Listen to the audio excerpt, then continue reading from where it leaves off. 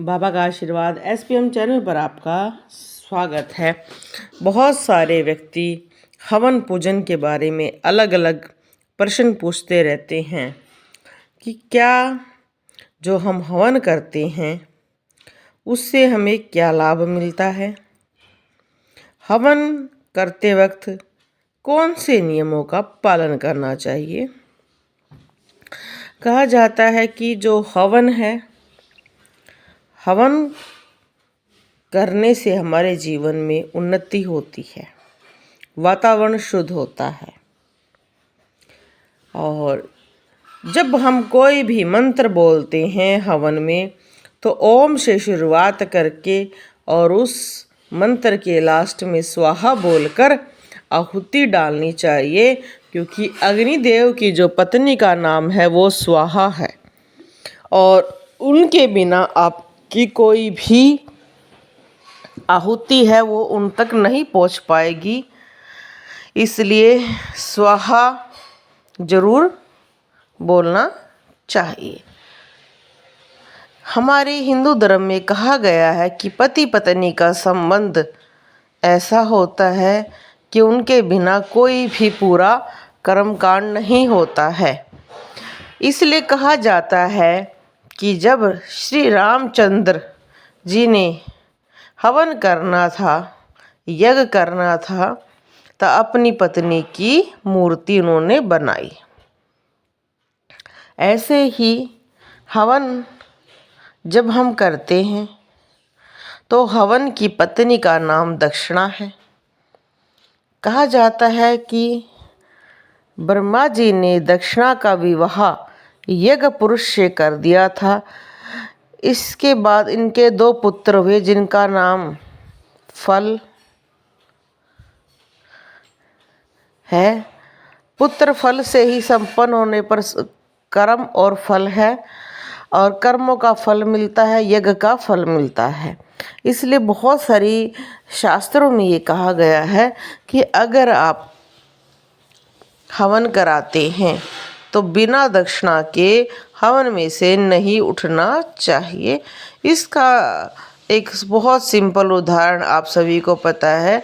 जब रावण के पिता ने हवन किया था तो शिव जी ने और माता पार्वती ने उनसे दक्षिणा मांगने के लिए कहा, तो उन्होंने कहा कि नहीं, मुझे कोई दक्षिणा नहीं चाहिए।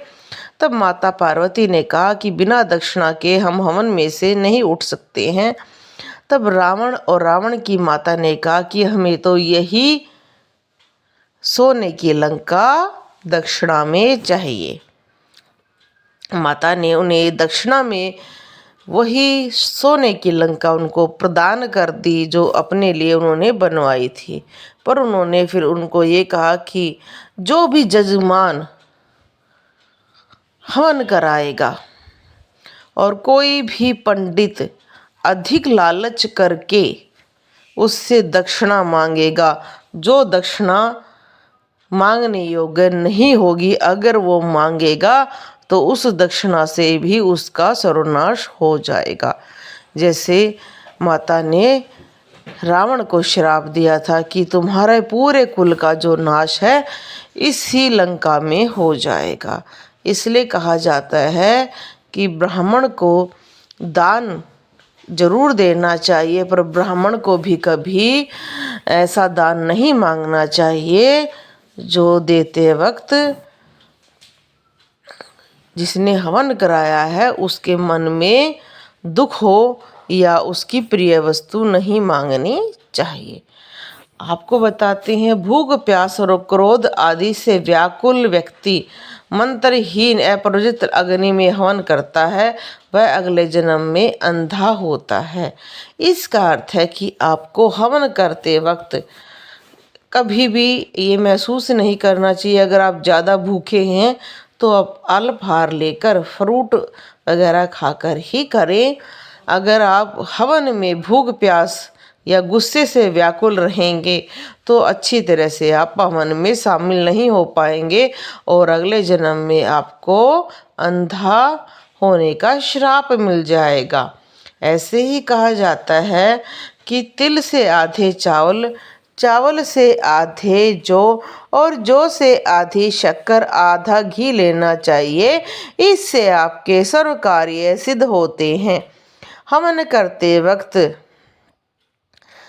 सदैव ये बात रखें कि हवन की लकड़ी सामग्री उसमें कोई भी कीड़ा या कोई भी जानवर छोटे छोटे जो होते हैं कीट मकोड़े नहीं होने चाहिए। अगर हवन को आप किसी बीमारी के लिए कर रहे हैं या बहुत बड़ी सिद्धि के लिए कर रहे हैं तो उसमें जो समिधा का मतलब यहाँ पर लकड़ी से है।